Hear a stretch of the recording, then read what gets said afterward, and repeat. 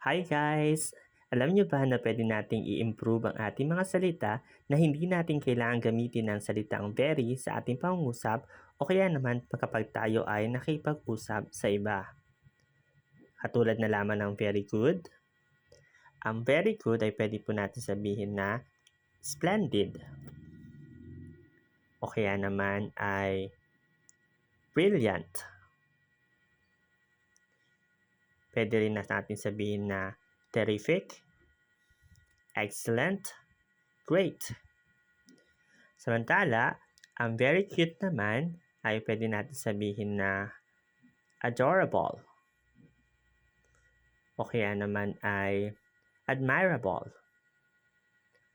Pwede rin siya na lovely. Samantala, ang very accurate ay exact.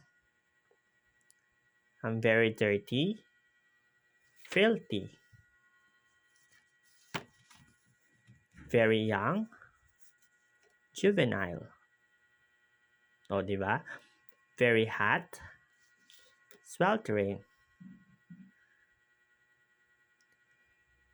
Very colorful, vibrant. Very poor, destitute.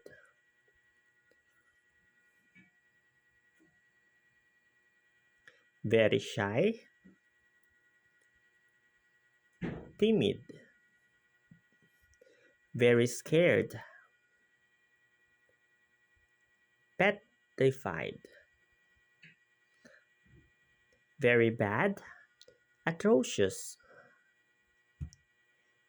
Very evil, wicked.